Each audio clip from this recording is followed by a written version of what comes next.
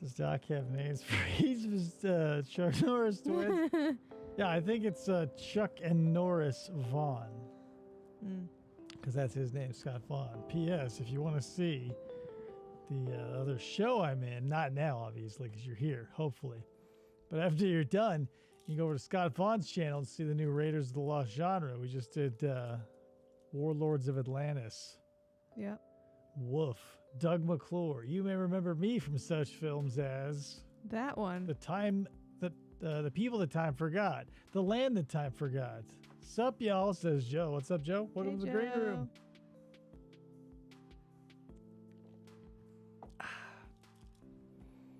Just chilling out, having a nice, relaxing Wednesday. Not sure what we're going to do. I do have a little something planned I hope you'll indulge me in. Other than that, I don't know. I've got some possible training videos. I've got some stuff that we can talk about. Oh, every time I think, oh man, that'd be something I want to talk about, and I'll talk about it here. And the more I think about it and sit on it, I go, yeah, do I really want to? 9 times out of 10 I don't, because I don't usually have a Wednesday show. But today we're doing it.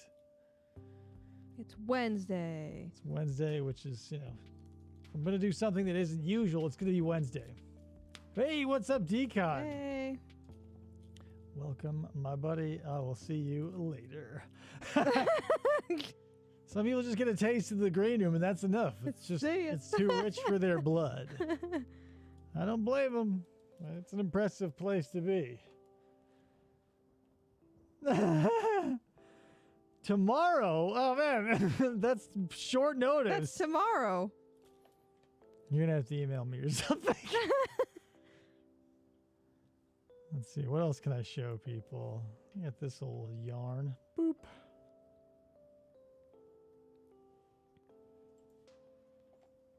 Maybe that's what I need to do. I need to spend more time making animated GIFs for the beginning of this show. Instead of working on the actual content, like the things that I cover, what I need is more flashy bullshit that I can, pad the runtime with. Yeah. That's what we all need.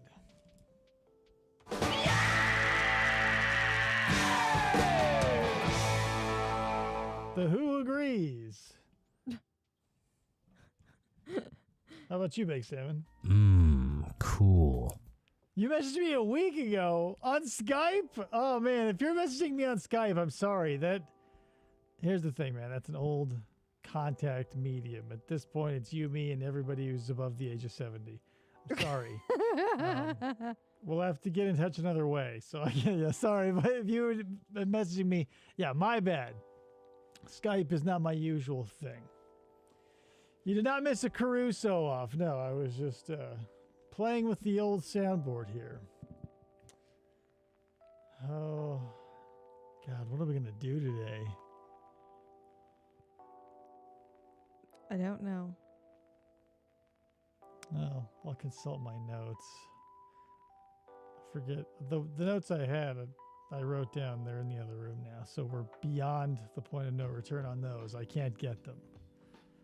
I can't remember them, which is why I wrote them down.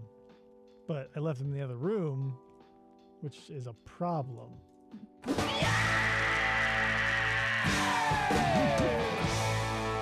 Adios, Decon. Oh, man. All right, I guess we'll get started and we'll do some stuff that I'm... Not sure what. It'll be a slow boil like everything else. Let's do this. You're listening to FFOP Radio. Reach the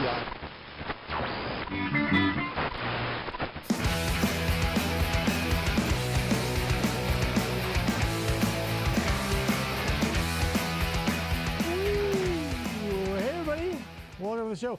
It's Wednesday, so it's not our usual show. It's just like a casual sort of hangout thing. I'm not sure what we are going to do. Probably talk about some stuff. I don't know. I don't want to we'll get into it. Krista is also here, my producer and, life partner, to be PC about it. Yes, I'm here. But okay, so I guess I had a weird interaction on Facebook, and so I wanted to get maybe the temperature of the room, or at least of this typing square about it.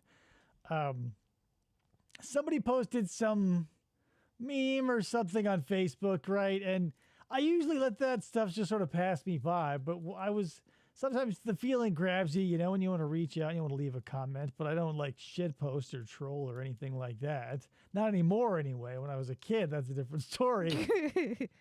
But it was about like truths, and it was, how much I love metaphors and allegories and all other good stuff and analogies.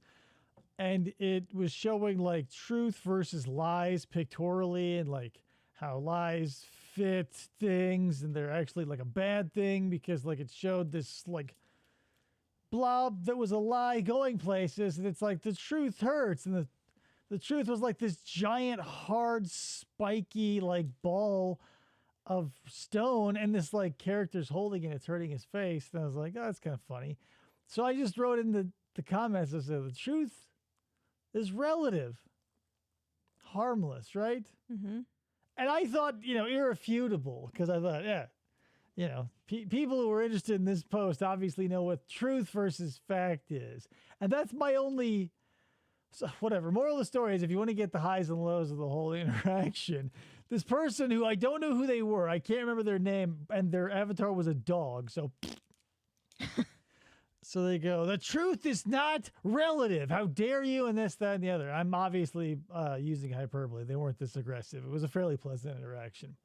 But they go, the truth is not subjective. It's an absolute blah, blah, blah. It's not, because like the thing is, what's true to you might not be true to me. Mm-hmm. And I didn't want to get into the nitty gritty of it because it was early in the morning and it was a Facebook interaction, and I just wanted it to be over with. I just wanted to be like, hey, whatever. And basically their interaction ended with like, at the end of the day, it doesn't matter what you believe because reality is reality. And I go, whoa, a kindred spirit. And I go, right on, other person. And then there was like this 3-paragraph comeback of like, here are examples of lies. And they were right. Here's the thing. I didn't want to get into it with them because I didn't have the energy, and I have a little bit right now, so we might as well get into it. Their example was like, if me, the actual person, Dervis on Facebook, were claimed to be the Queen of England, that would be a lie, even though I thought it was the truth, because the real Queen of England is in England. And I was like, okay, yeah. And that's the thing. They had 3 examples, which is what each paragraph was. And, they nailed it. I wanted to go like, kudos and thanks for burning another troll online, which was me. I was like, yeah, done. I turned off notifications. But here's the thing.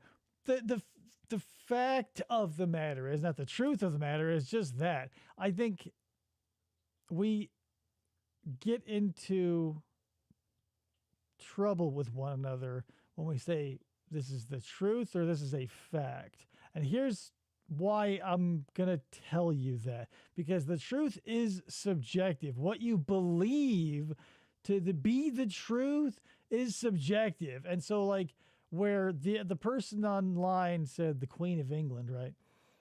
It would need to be something in these terms. Like there's a lot of Christians out there who say that Jesus is, all the rules and regulations that he plays in that hierarchy, and they believe that to be true, where there's a zillion other religions that don't involve Jesus who do not believe that to be true. So none of them can say there's a fact involved, because the Buddhists say one thing, the Hindus say one thing, the Jewish religion is a messiahless version of Christianity, so that's a no-go, and you've got all these flavors and everything in between. So which one is the truth? That's the thing, it's whatever you pick. But what we decide are facts are like a third party needs to be able to come along, weigh it and or measure it and or appraise it in some way that's unattached to emotion and go, here, this is my finding. And it's got to line up without everybody involved. Math is a great example, right? The classic that everybody pulls out, 2 + 2. If you've got 2 apples and each person has 2 apples, one person says there's 3 and there's one person says there's 4, if there's a third person who can come along and sort of give relation between the two, we can decide which is fact and which is fiction because the majority will rule, and that's how we decide fact. Because not all facts are true, but we should assume they are. So that's the thing. All the things everything you think is true is not necessarily a fact. But everything that we consider a fact is true to the best of our abilities with all these other asterisks, because science is always changing things. So even facts are variable. So that was my point. What I'm getting at here is, if you're watching this right now or in the future, like, what's your stance on the truth versus fact? Because you can also make lies of omission. You can tell the truth by missing a few things. Is that a lie? Technically, yes. Like, according to our vernacular. What do you mean? So, like, if true crime, for example, if someone were to say, like a detective were to say, where were you on Sunday the 28th to a suspect? And they go, well, I was in a car with my friend, went and saw a movie, and then I chilled at my house with my homie and we smoked weed, because they always admit to a lesser crime when there's like murder. Now, if the murder happened on that night, all of that could be true. They just left out the fact that they murdered Yeah, somebody. just left out the fact that you gunned down some poor son of a bitch in cold blood or whatever, or a drug deal went bad. So a lie of omission is still a lie. But the fact is, like, if there's videotape, that means that there can be a fact. Like hearsay and all this other stuff, that's where truth and fiction and fact get misty. Well, and somebody like that could also pass, like a lie detector test when they ask what you did on that day, because you're omitting something that. Well, no, because like not to get into the nitty gritty, but like lie detectors are junk science, number one. Oh yeah. But on top of that, like the questions of a lie detector are always designed in such a way that there's no wiggle room. Mm-hmm. It's a yes or no answer. Like, for a great example, watch the Stephen Duxbury one. They make him go through the same test 5 times, and it's the same, like, do you know if Sasha was stabbed with a knife? Yes or no? And then you have to say, just answer yes or no and remain completely still. With a gun, do you know if Sasha was poisoned? Do you know if Sasha was strangled? Do you know if she was hit with a chair? Do you know if she was hit with a club? So, like, I don't think that's neither here nor there, but I don't think that matters. Because even if you believe hard enough in your lie, then it won't show as a lie. Because that's the thing, on the spectrum of mental abilities or illnesses or sociopathies or pathologies or whatever, all in sundry, or a huge colorful tapestry of beings existing. That's it. Like, what's true? I don't know. It's what you believe in, right? But oftentimes we'll go, that's true. And oftentimes what we mean is that's a fact. Because here's another good example. You'll get into I found this works as kind of a good diffuser too. If you get cornered by someone who believes in ghosts or cryptids or aliens or whatever, and you respect them as a person, you don't want to be like, you're a crackpot, or if you have strong feelings against them, you can be like, I respect the fact that you think that's true, and go through that whole spiel that I just went through. Like, it's not a fact, but you can definitely believe it. Like, I'll give everybody every latitude that they believe something is true. But if you can't prove it, I'll go, okay, it's radical. Cool.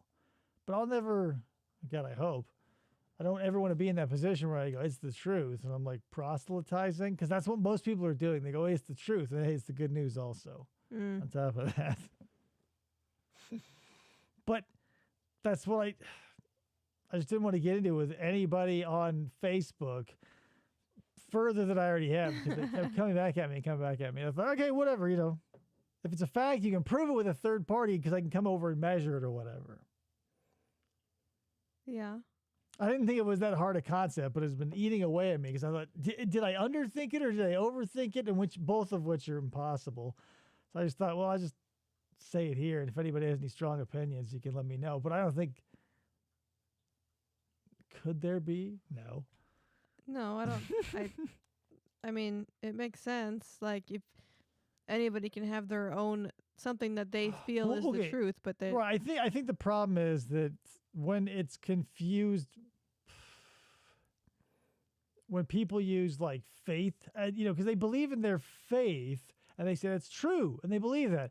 Great. But there's you can't, nothing behind it. right.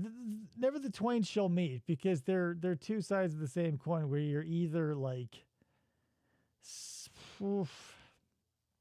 Okay, read what Kayla's saying so I can take a second to drink. Part of the problem is you're in deep in these arguments on Facebook, which has just an antiquated user group as Skype. I know, and here's the thing: all of this. Listen, take everything I ever say with a grain of salt because I'm nothing, and there's nothing important I'm ever going to say on this show or anywhere else.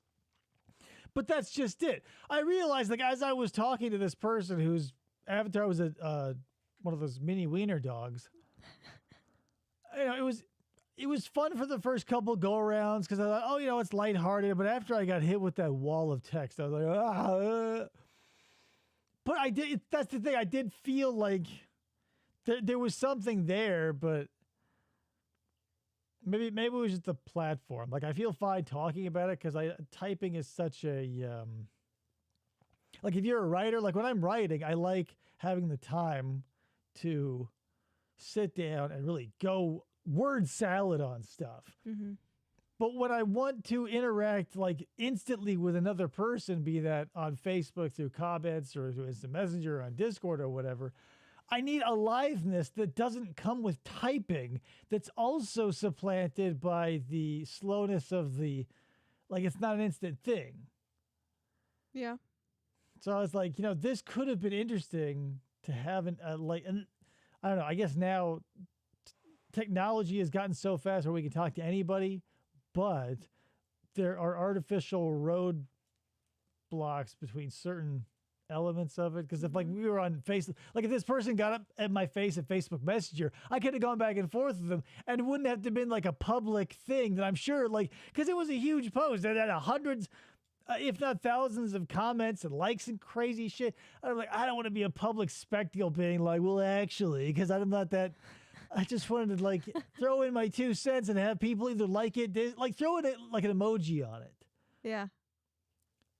Thumbs up. I didn't erect a billboard with a middle finger on it, like on their front lawn. I was just like, hey, guess what? Here's my 2 cents. And it's like people coming up nailing the Magna Carta to my front door. Moral of the story is, old man Dave got roped into a little bit of Facebook drama and he brought it onto YouTube. God damn it. But ignore Skype. But I do ignore Skype. Well, because that's the thing, Skype, there are not very many people I talk to on Skype because they've all mostly migrated over to Discord, or I just don't talk to those people anymore because they were in certain circles that died in the old show or whatever. So, it's where we are. It's like, we talk about it when we talk about To Catch a Predator, but like the zillions of ways to reach out and communicate with anybody now, roll a 20-sided die and one of them hopefully will be one of the ones that people use. Yeah. So you just had to keep your bases covered on the biggest ones. But moral of the story is I got a little something here. So I kind of fell into flamingos being my spirit animal of sorts. Oh, really? Yeah, I never would have noticed. Well, I mean, maybe maybe not. Moral of the story is it wasn't intentional, but I just sort of fell into it. I didn't like birds. I still am not a huge fan of birds, like any birds. I thought, because growing up, what does that say? If this Facebook person was so gung-ho about truth versus fact, you could invite them to a future live stream. Here's the thing. The old me, there was a tingle in the back of my brain to be like, hey, would you want to... But I've been... the high tide lifts all ships, and technology has gotten better across the board. But if this person has a dog as their Facebook profile, and it's a miniature dog, like a dog that an old person would be capable of controlling and maintaining and pampering and whatever, placing as their Facebook profile, there's no way I'm going to be interacting with them easily through technology. Yeah, that's true. So I wanted a bunch of straw people to show up, or maybe at least you would be like, well, actually, but that's the thing. It's not interesting. Nobody has a dog in this hunt because it just seems natural to me. And maybe it was just overlooked by this person. Anyway, I don't like birds. Never liked birds. Growing up, the Ninja Turtles were my bag. So reptiles were on lock. I loved amphibians because I feel like that was the best of both worlds. I loved fish. Still love fish. Got an aquarium in the studio right now. Loved amphibians. It was the best of both worlds, land and water. Plus, they ate bugs. That's cool when you're a kid. Reptiles got that covered because they're scaly and fast and they got tails and teeth and stuff. Mammals are okay. Everybody gets a dog or a cat, so they're like, it's like the beige sedan of the animal world for me. But birds were always like these frail, gross, dusty, disease-ridden, like crap on everything animals. And I've come around a little bit, but not a lot, like by and large. Like a roadrunner, I love a roadrunner. Every time I see a roadrunner, it makes my goddamn day. And it happens more and more frequently now that we live out here in the sticks. Yeah. I love that. And I've grown to love flamingos because there's not too much disgusting about them. No, they just hang out. Kayla says, my grandparents had land in a rural area with a modest animal farm. The geese were evil. Yeah, geese are dicks. Yeah, there were swans. There are memes out there of like swans chasing someone in boots, and it's like raptors. And yeah, that's the thing about birds is like they're from dinosaurs. They split off and they coexisted with dinosaurs, but they came from and are dinosaurs. So a lot of that shit's still baked into the mix. David did a photo shoot at a big park a couple years ago, and there was a goose that followed him around like. It was totally cool, too. Yeah, I forget what his name was, Tom or something. I don't know. We went to like 3 or 4 different spots that he stayed for the whole thing. Like yeah, he just walked around. He stayed for the shoot. Like people would walk by and he'd like run over and greet him and stuff, and he'd come back to make sure everything was cool with us. Yeah. I thought he was going to bite me, but he was chill dude. I got bit by a swan once. Well, stuff like that turns me around on birds too. What, when they just walk around and hang out with you?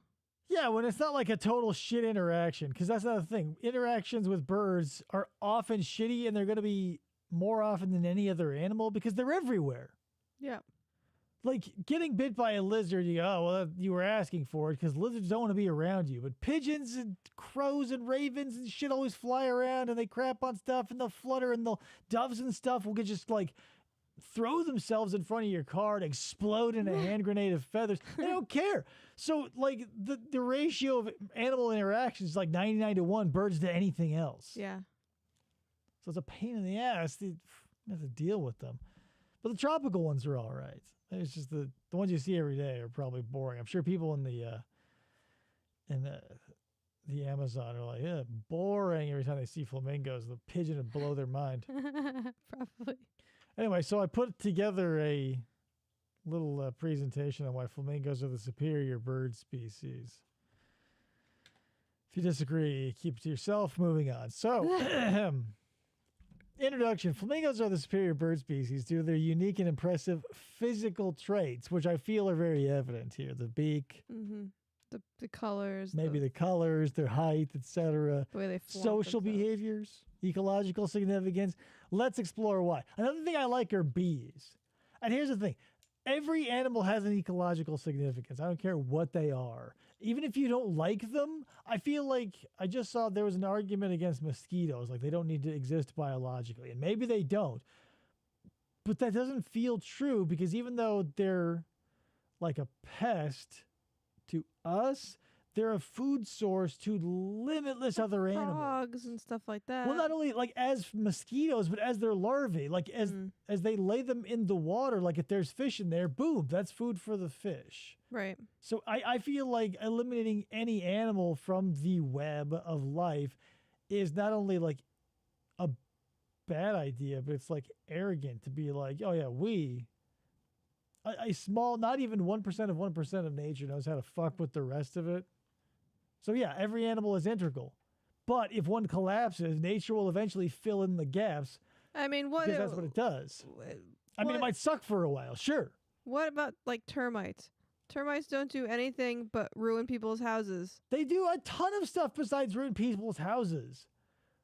Like everything that you think that sucks breaks down something. Flies and termites and everything, like ants and every creepy crawly weird thing, even roaches and all that other crap, they do things.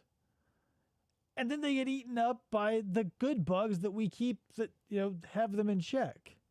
Everything has its place. If you wipe something out, you're going to fuck with something that you have no idea the consequences of, because the formula is so rich with elements. It's like, I don't know. It's so crazy to me that people would even postulate being like, it'd be okay to get rid of this species because I personally don't like it, or they're yucky, or blah, blah, blah, blah. Like a zillion other things depend on the one thing. Think about that. Just think about you as a human being. If you're watching this, think about it. How many things have died up to date now just to keep you alive? Plants and animals. Individuals that were alive at one time who are no more simply because you could sail through life an uninterrupted consciousness. Hello, Allison. Hello, Allison. And you think about that, you go, holy crap, it's probably a lot, right? Does it make you feel bad? No, because it's necessary, right? Because you're the center of your universe. But everything is, integral. It's just the fact that we happen to breed a shit ton of the things we like to eat is the reason why we get to do it, guilt-free. Yeah. So if you want, I would like to see more bees happening. And to do that, you need to buy more honey.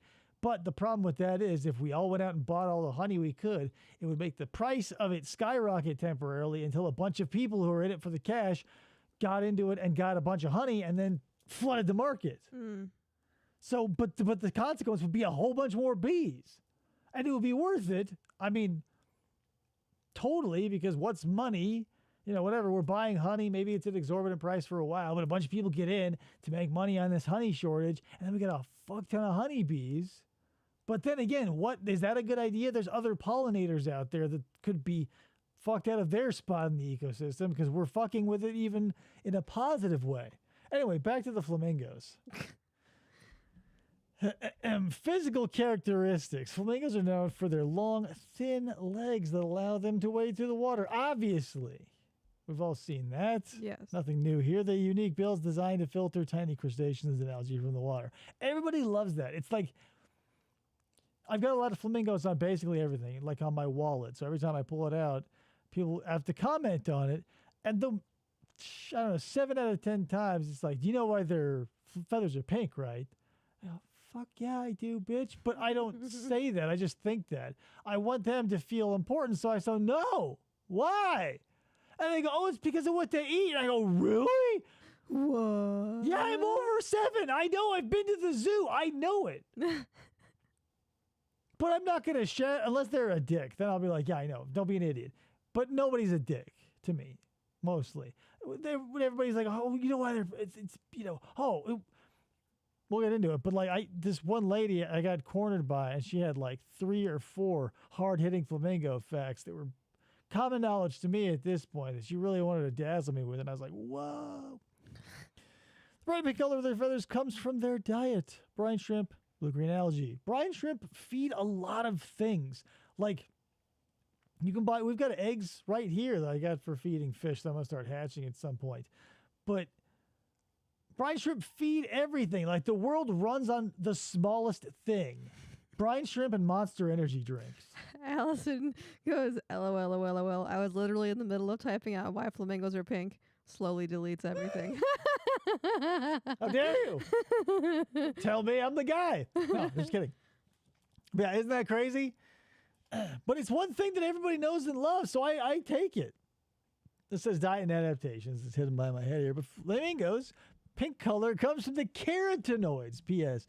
Pinkman, carotenoid, your hair in your nails, obviously. Keratin, a rhinoceros horn, famously, it's made of the same material, blah, blah, blah. Keratin. A lot of paleontologists, fun fact about dinosaurs, if you give a shit, are now hypothesizing various patches of keratin on ceratopsians, such as their frills or their shields or whatever you want to call them, that would have held different pigments, because keratinoids can hold different pigments. So like maybe a Cosmoceratops could have had a wild blue frill, or like the Diabloceratops might have been red. Who knows? Like, Triceratops is always pictured as this like big brown Cow. cow with of horns. Andy Farkey calls it the cow of the Cretaceous. Mm-hmm. But they could have been a thing with a frill like that. Like imagine an archaeologist, not an archaeologist, a paleontologist in the distant future finding a flash fossilized like peacock and being like, yeah, this big brown fan. Yeah.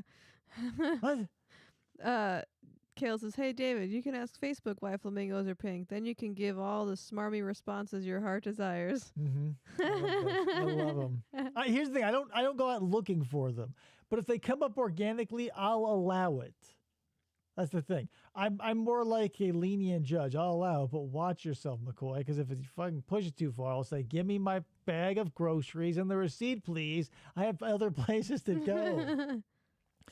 Anyway, yeah, they eat a lot of crustaceans. Crustaceans, God bless those guys too, right? All invertebrates get a bum rap, I feel, by a lot of people. Unless you're eating them, then people love the shit out of them. Like a crab or a lobster, if you can eat it, we go, whoa, it's awesome. But if they look weird, it's not a value. We can't eat it. It's gross. Blech. See their long legs and necks help them feed in shallow waters, while their webbed feet distribute their weight on the soft mud, which, that's nice to have. It's like,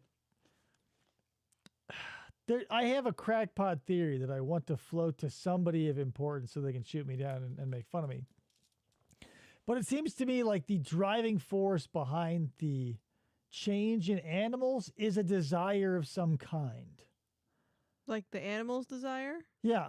Or I can't even put it down to desire as in conscious thought. So here's the example. So like the Galapagos Islands, they've got a bunch of birds that have highly specialized beaks for these highly adapted flowers. Mm. So there must have been a point when something was triggered in the plant to be like, hey, the thing that's doing the thing that it's doing is doing it too much. So do this to keep it out a little more, to keep it at a safer distance. And that bird, it goes, God, I can't get at the thing anymore. So it's like, God damn it. So it now is implanted with the idea that like, it's easy to do this anymore. So it's not necessarily like a call or response, but it's both. And it's not necessarily a conscious intent, but it's a desire to stop something or to do something further. So whether you want to say it's the flowers first going, nope, I'm going to modify my flower this way to keep that shaped beak out, so fuck you, bird. Or if the flower did it because it's no reason, it's just like, oh, whoop, genetic mutation that just took hold, and now the bird has to go, God damn it, I can't get in there. And that's where the idea starts. Who knows? But the thing is, I think there's got to be something pushing it. Because why else would it change? Right. It's like a fire. The flames keep going and they keep shifting. But what started it, nobody knows. We're all just still dazzled by but more of the story is, I think my idea is it's not just like blind, like, oh, we'll try this and hope, because that'd be stupid. It has to be a response to something or a need to change because of a stimulus. Like a flower, plants will move to get at the sun. Mm-hmm. People didn't know that until we knew that. And like that was fairly recently in human history. Just saying, there's a lot going on. Next. Unique social behavior. Flamingos made for life. So a lot of birds do that. I think penguins have the same reputation. Vultures do that. Yeah. It's weird. So they have an elaborate courtship ritual. So that's the other thing. It's like birds. depending on the school of thought you want to go with, you can say, well, you need a huge mass of brain material to get past a certain level of intelligence and understanding, right? Like, okay, so we got dolphins, they're super smart and like have complicated relationships, and maybe a language, and whales and gorillas to like primates to a lesser extent because their brains are still pretty big relatively, but small. But then birds sort of blow that out of the water because like ravens and flamingos and other parrots and stuff, like you can train them and they can recognize human behavior and social cues and stuff like that. Yeah.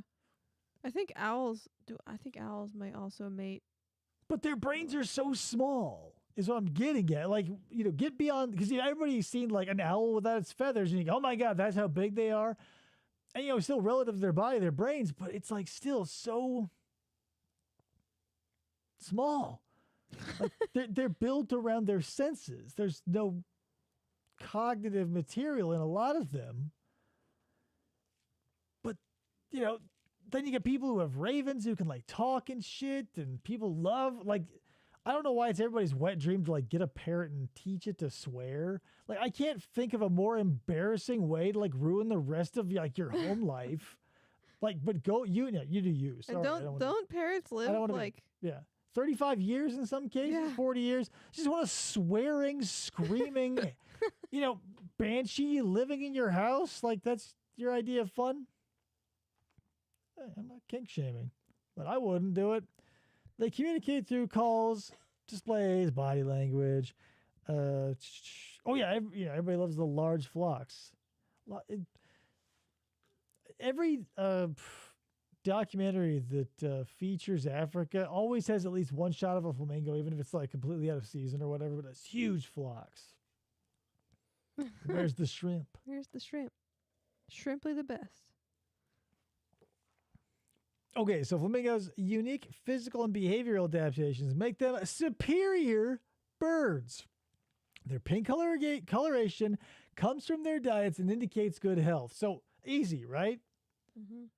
A color-changing bird is an appropriate and a courteous bird. Because here's the thing about birds. If you watch enough documentaries about birds, you'll find this trait they all almost carry. Is if they're sick, they'll pretend they're not.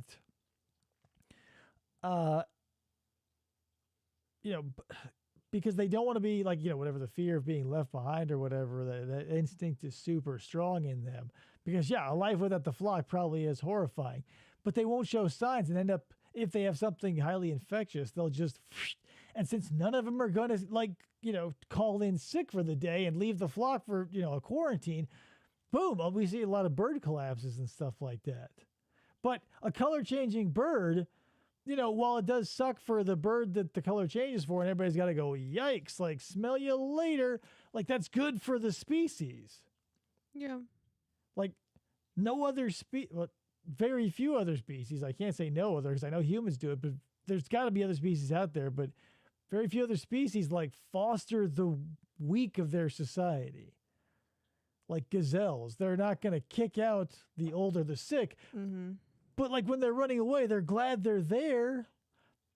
But they're not going to be like, hey, let's get more of these guys, because they already fill a role that's, you don't need to pack on the pounds, essentially. I think, not to not talk about birds, but I think wolves do that. They foster the weakened ones, like the way that they run and stuff. I'm not saying like weak as in like injured. I'm saying like weak as in like old or like fundamentally broken from the start. Yeah, I think wolves do that. They have like the way they run and the stuff. boiling water. Thanks for reading ahead, Tony.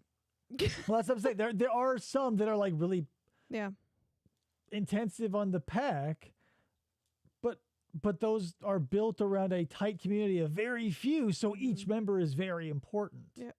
A huge flock of birds, like if a few of them hit a couple of power lines and zap. What?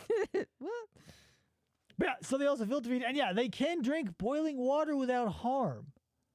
Which, well, what the fuck? So that can't, like, here, it's the every sign exists for a reason, right? When you read a sign, no matter how stupid it is, somebody did something to warrant it so that other people could hopefully not do it again.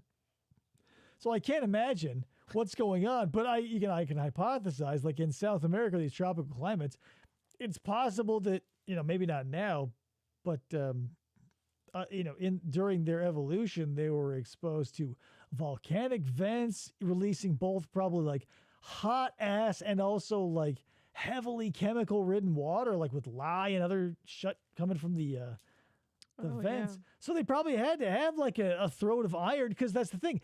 Those superheated vents won't preclude shrimp and stuff from living there. Like, there are superheated vents in the ocean where a bunch of stuff lives around. So if there's a bunch of shrimp there, you better get yourself a cast iron throat, right?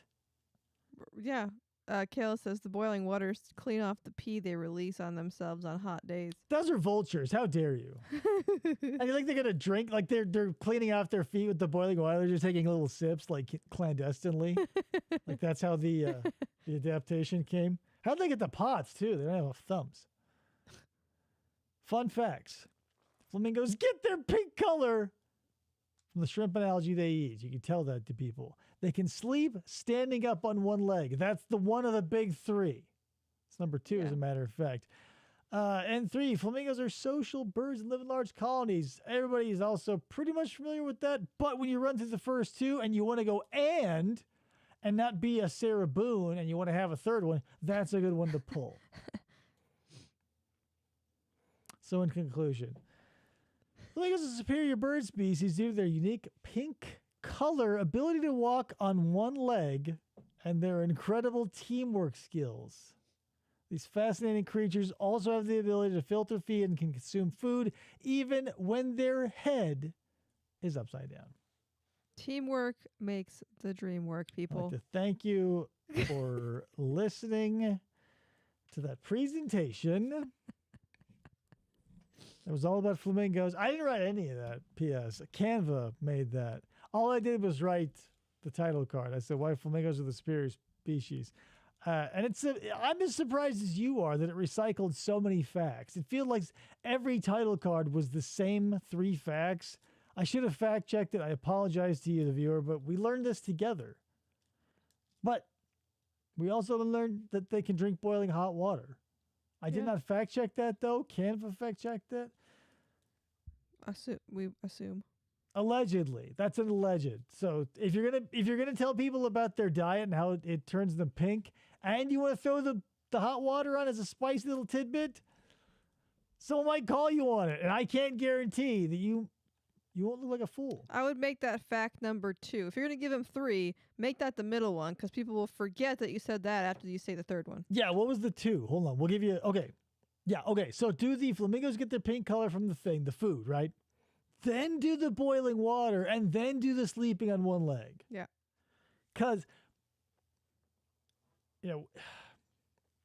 people will remember the beginning and the end because they're the most impactful. Mm-hmm. But if you slip the most outlandish thing in the middle, people go, oh yeah, I believe it all, because it was like a fact sandwich. The first one was so believable, and the third one was so believable. They bleed believability into the middle one, which may not be a truth at all or a fact. Yeah. It might be a truth. You might believe it. It's like writing an essay. The intro and the conclusion paragraphs are always the most important, and the middle is just kind of glossed over.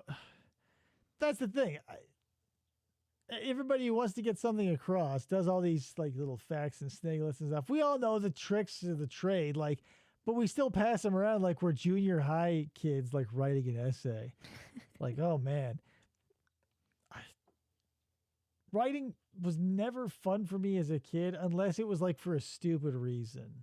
Now we're segueing into something else. I know Kayla's a writer, but all the writing I had to do on purpose for like schoolwork or a book or whatever sucked. But if I had to write a persuasive essay to get some cookies, or if in my physics class they offered us the opportunity to write a narrative about somebody or about anything, as long as it involved like 6 or 8 key concepts we were learning in physics, and we explained them in situ correctly. I love doing that shit because you got to do stuff that I don't know. Creative as opposed to fact, like stuff. Yeah, that's a more wholesome way of put creative. I always trolled people a little bit, but yeah, this is before trolling was a thing. But yeah, more creative is probably the best way to put it. But yeah, like we were learning in my physics class in high school. My teacher was like, "Hey, write an essay, a narrative, 500-word narrative talking about blah blah blah." So I go, "You got it, teach." So I basically take my teacher on this ride of this man jumping out of a plane, skydiving for the first time, and his parachute fails, and his internal monologue and the fear that he's feeling, and like the panic as like the ground's coming up as he's like flashing Jeez. back to the training course he was taking, and they were talking about terminal velocity and all the other shitty physics things we had to go. And so, like, I got a frowny face on it, but I did get an A. Well, I that's did get an A because she did not like how his name was Ken. I think his name was because he died at the end. Obviously, his parachute failed.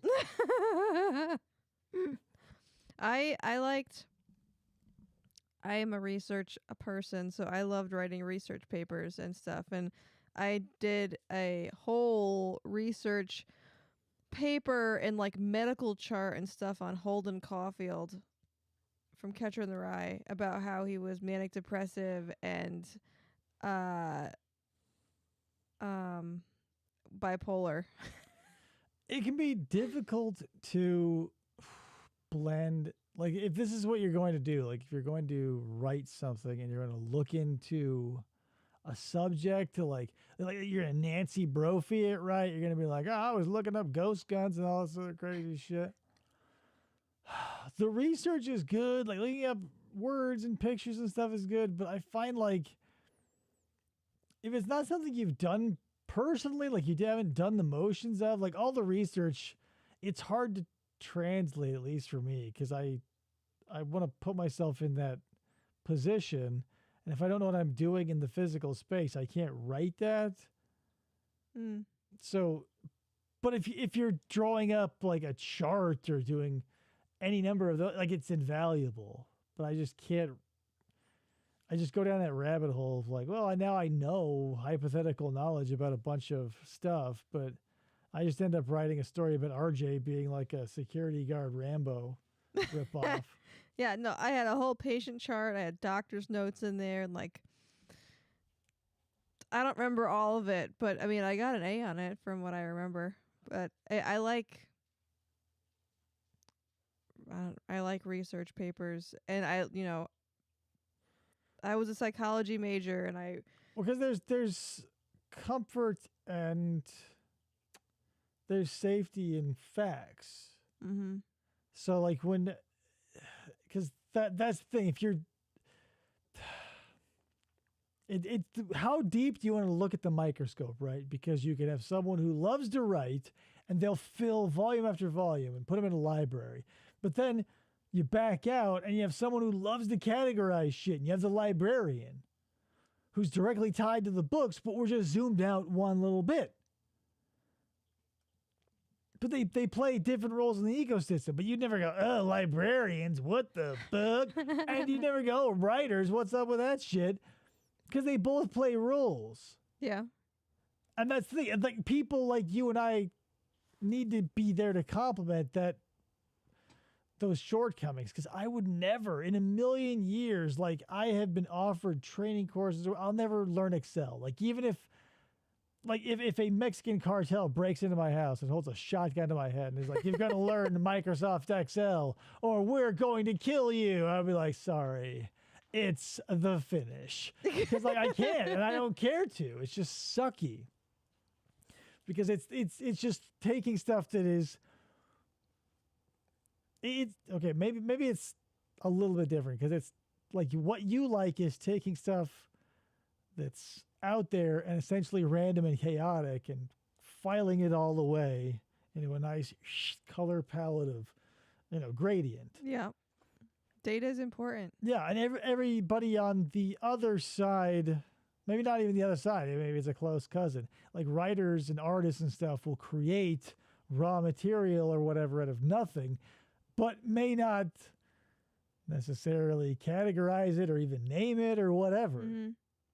But then someone come along and be like, okay, we need somebody to put all these paintings in order for date or color tone or whatever. Yeah, because I mean, one person may think something is organized, but it's like an organized chaos versus Ecosystem. And so I had another. So the other thing I wanted to talk about that I thought was interesting is like,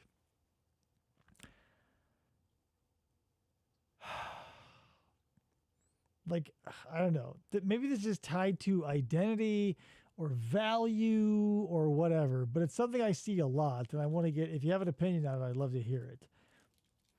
But like if you scroll through any comment anywhere, I don't care where it is, on YouTube or any other form or whatever, a lot of comments start with like, well, as a fill in the blank relative to the post above, and having done so for X number of years, I have this opinion, which is right, yada, yada, yada.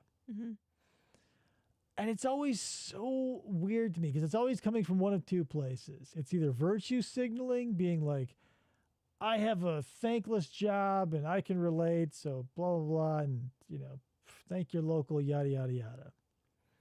Or it's like, well, actually, one of those well, actually posts. Yeah. So, I don't know. Like, is our identity that important to us that we need to preface our opinion that will be sealed in a bottle with a cork and thrown into an ocean of bottles? Like, I don't know. It feels, because the only reason I bring it up is I'm seeing it more and more and more. It just feels like we're, as a whole, getting more insecure that we even have to justify before we even open our mouths to broach a subject, to release an opinion. We've got to go like, hey, to the nobodies, to the faceless avatars on YouTube or Discord or wherever, just so you know, my pedigree is this. Citation needed, because how are you going to prove it? And then follow up, hey, Matt, what's going on? So I want to get your, if you've seen that phenomena out in the wild, what do you think? Am I missing something? Is there a third aspect, or do you feel like we can vacillate them, or we can stick them between those on this vacillating spectrum? And we go, okay, they're saying as a blank, they either probably virtue signaling, or they're laying the groundwork of why their answer is right preemptively. It never comes. Well, before you get started, the button is, it never comes off as a genuine, like, I don't know, expression of humanity. It always feels like it's a couched something. Go for it. I think that it's how society has morphed into the feeling that we have to do that, because nobody takes anybody at face value. Well, but that's the thing. Even if you, obviously we're not going to take people at face value, but remove that. We're on, it's the internet. Like, everybody's, like, to this day, even though it's slowly melting, the credo is like the internet isn't real. So and especially in places where it isn't even because there are like let's say Facebook, where it's your, hypothetically, unless you're a Dash Hound, it's your face and your name, and hypothetically it is your real name. There's accountability there, but on places like literally anywhere else, like you can be on Twitter. Like, why do we know it's fruitless because our battle cry is like it's just the internet, but we still try and prove ourselves to this meaningless void, or at least a significant portion of us do, because it's happening less and less, because I used to comment a lot because I was like, yeah, your opinion's important, Dave. Not so much. But like in the written form, I don't want to bother anybody. Like, if you want to tune in and watch this, that's great. But I don't want to like hassle anybody on their own Facebook feed or whatever. So like, I'd write it, I'd read it, and I go, is this going to add anything, or is it going to be a hassle? If it was a hassle, I'd delete it. And if it would bring something I thought was positive, then I'd send it. Now I get halfway through the thing and I go, lazy, delete. And I don't know. There are people out there who love to give their opinion. Other people love to gobble that shit up. I get both. It's just the need for credibility. Because that's the thing. Maybe it hits me extra hard because credibility is something that maybe we all struggle with, but I feel like I personally do. Growing up, I never had. I'm sure a lot of people did, but a lot of us probably had a situation where you were always like the kid or who cares. You just never felt. Yeah. Still feel like that. Whatever the thing is, like seen, and it could be completely unintentional or malicious or whatever. It doesn't matter. However it happens, it's just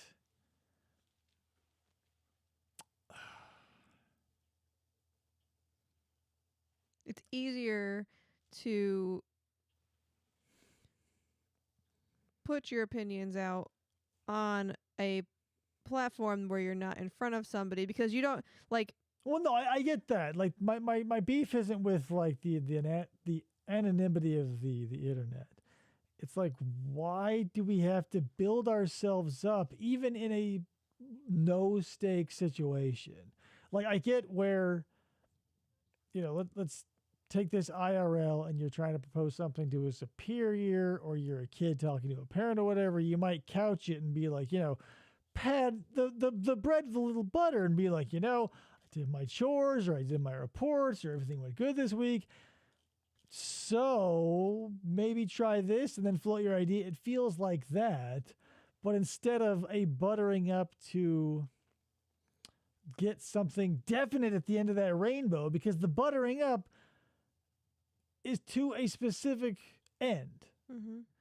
Whereas like this to the internet where you go, well, I am a highly multi-degreed professor of astrophysiognomics.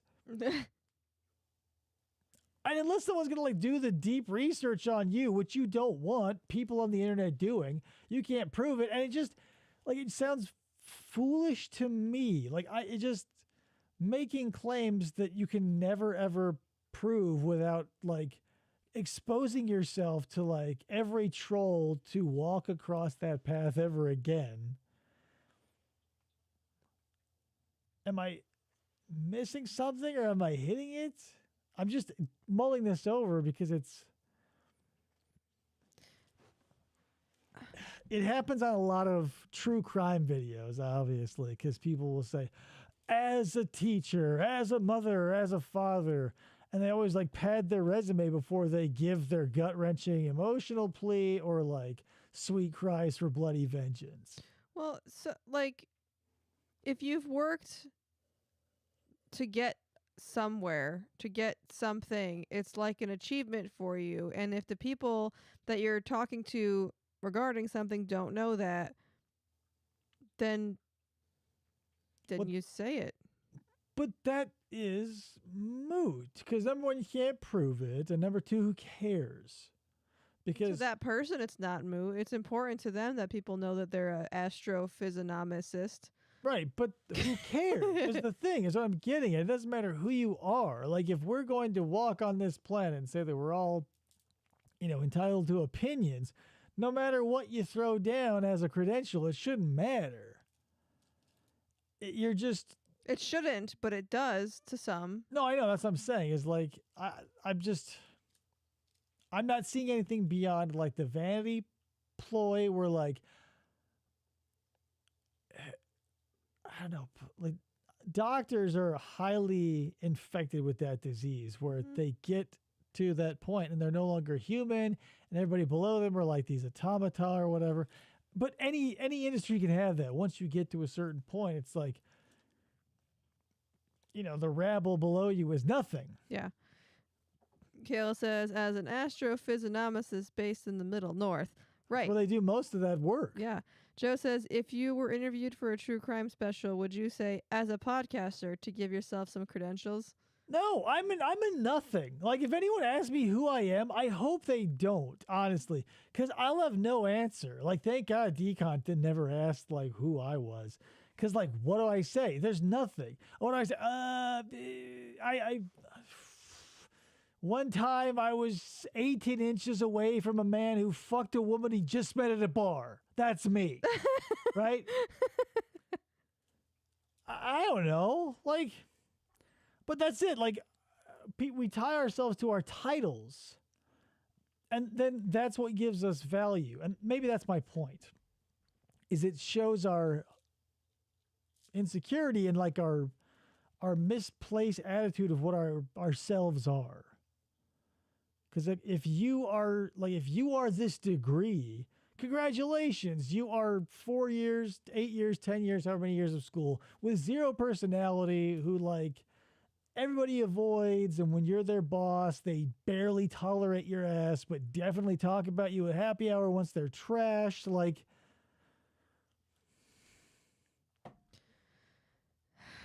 so all right. What is Kayla saying? Joe makes a good point. Have you never ever commented on people's photos, couching it with a self-description as a photographer? Not only if I was doing it as a joke, but I have no specific memory of being like, I was a photographer. 'Cause I would never. I mean, at some point you have to. Like, I was trying to build myself as a professional photographer for a little while to make money before COVID. And so, yeah, then I called myself one because I had to do that for money. But like in my like home life, I wouldn't say that necessarily because I'm not. Because I don't want to live on a label because I changed so much. I don't think, as much as I want to, the only thing I've ever been consistent with is like this show in one form or another, like my marriage. I think that's it. Because like, I don't know, it just feels like there are so many things out there. I'm the type of person who wants to put a pot on the front burner, crank that shit up to 11, reduce it down to a fine syrup, inject it into my veins, get a good rush, throw out that pan and move in another pot. So I burn through hobbies like crazy because like, okay, I get this one. I'm decent enough at it. I totally get it. If I need to come back to it to fill some time, I can. Great. So writing, knitting, like martial arts, playing with my nunchucks, like all these things that I have, like that I keep on the back burner still. I keep a little bit of that syrup. But I don't think I would ever tie myself to like,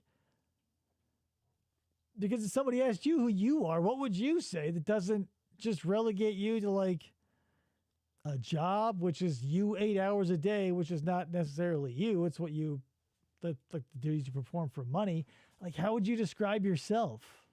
I think I have before said, as a small business owner, in talking with people in a Facebook group, about something with regards to like that kind of stuff. Well, yeah, I don't want to lay down a hard and fast law that like anybody who says this is like, because there's always going to be. But I'll like, never, I'll well, never say. Yeah, like if you're in a Facebook group and there are prospective business like hopefuls and small business owners, it's nice to identify yourself. So I can say, yeah, great.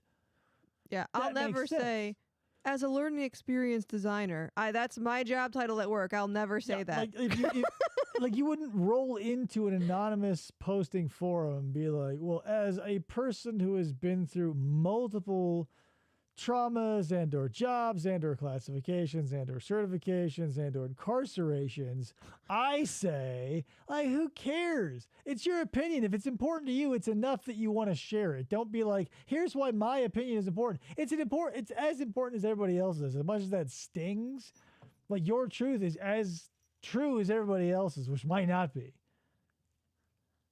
So I don't know. That's the thing. We all throw rocks at each other's glass houses. Yeah. But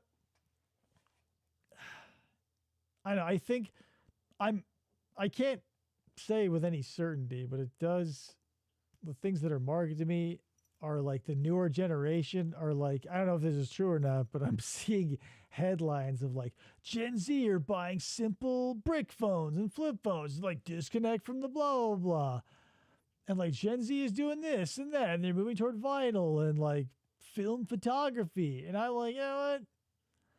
I'm actually kind of cool with that. Like, as much as everybody will decry them as hipsters, that's the thing. We all have so much fucking time on our hands now that everything is just done for us. Like the photo editing process that used to take days in a darkroom now takes minutes on a computer, just as an example. Yeah. And so we're left with all this time, and so we cram more shit into it, which then we have even more time for, because the shit we're cramming in takes no time at all because it's been streamlined. Yeah. I mean, people want to slow down a little bit. And we're all so tied to all the things we were able to cram into our lives, like all these degrees, or if we're a parent, we'll throw that on there. If we're a high school graduate, we'll throw that in if it applies. Like if you've ever gotten a good boy certificate, if you're a black belt, if you know how to play the saxophone, if you know how to like make the world's tallest sandwich, you'll bring it up. Well, But that's the thing. A person to person, if you're getting to know someone, totally get it. I get that because it's human interaction. We love hearing each other's stories. I love hearing the stories of other humans.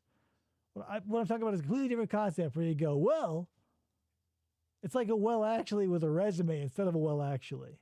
But the resume is smoke. well, and it's also people maybe just do it to show that they have the experience in X. But it could be a lie is what I'm getting Sure, at. it could be. Anything I- could be, yeah. Sure, yeah. My point is, yeah, whether it is or it isn't, you would have to be a fool. Maybe I'm harsh. Maybe it's harsh of me to think that you would have to be a fool, that you would be believed by the internet about anything, really. Like, unless you're from a reputable source, but it's just you. You're not Mike Rowe. You're not anybody. You're not any big name. You're not the Science Channel. You're not like the Discovery Channel. You're not Nat Geo. It's you going, well, as a professional flamingo breeder, I concur. See, the professionals at least concur, so I've got that going for me. Yeah. I don't know. There's nothing we can do about it, obviously. I just like to pick these nits because maybe it'll help you or I raise our awareness about it. Because if I catch myself doing that, I go, whoa. Half of this show is like for you guys, but the other half is for me. And it's kind of like catharsis because if you want to really know what you think, sometimes you have to just say it to somebody. And even if that somebody is a camera or a microphone or whatever it is, sometimes you'll surprise yourself and you go, what? I didn't realize I had an opinion. But then if you're wise enough, you'll realize if that matter doesn't concern you, you go, oh, good. I have an opinion, but it doesn't concern me. Shoot. And you don't have to fucking worry about it. That's another problem we have is we think since our opinion is as important as everybody else's, it should be as important in every vote. Like if you're a 65-year-old woman past the age of giving birth, don't talk about abortion, right? I'm sorry, I don't mean to get political, but like there are some realms of existence where you shouldn't exist. Like I can have opinions, right? I won't voice them in any proper or political way because they don't concern me. And even if they did, like who cares? I'm a nobody. That's what it boils down to. How long have we been doing this thing? I don't even know. A little over an hour. That's enough. I think we learned a couple of things about flamingos, at least one new thing with the boiling water. Yeah. Hopefully the leg thing was new for you guys. I didn't even play my turtles theme or anything. Oh, well, whatever. Maybe next time. It's a Wednesday show. We're keeping it light. That's true. I guess that's all we got for this edition of An Unplanned Thing. I appreciate everybody who showed up if you did. And if you show up in the future, I appreciate you too. In a couple of days, we're going to take another, hopefully big chunk, a huge bite out of that Sarah A huge Moon tape. 12 minutes. I promise. Well, I'll try. We'll try to get through it as quickly as possible. It shouldn't be 6 episodes. That's unreasonable. Maybe 4.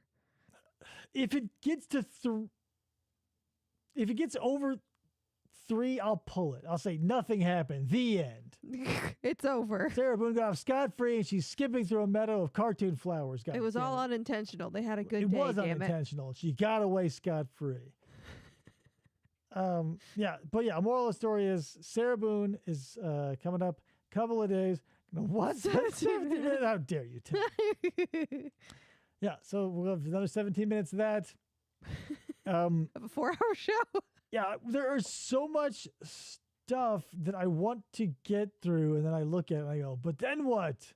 And realistically, it's like 6 weeks worth of material, so I'm not really worried. The Big Salmon brought to my attention, I don't know if I said this on air yet, but the Maurice Wolin full uncut Winnebago interrogation You gotta tape. do that before they take it down. Like before it goes off. I don't know. I feel like they could pull it.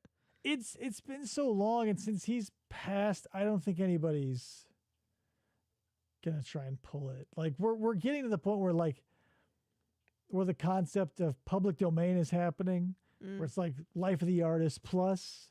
Yeah.